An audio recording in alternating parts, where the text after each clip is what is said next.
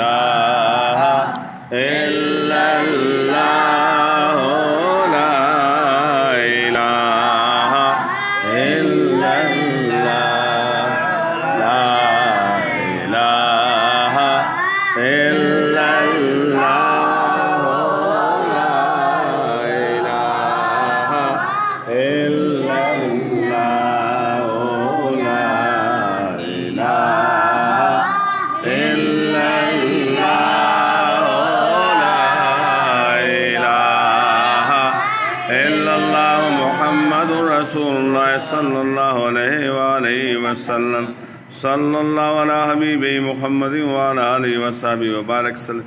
تو جب بھی بندہ بور ہونا شروع کر دے تو اس وقت کیا کرے؟ اللہ کا ذکر کرے، ٹھیک ہے۔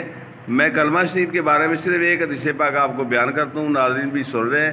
حضرت موسیٰ علیہ السلام نے عرض کی کہ بار الہ مجھے کوئی ایسا ذکر عطا فرما جو میں ہی کروں، میرے ساتھ ہی خاص ہو۔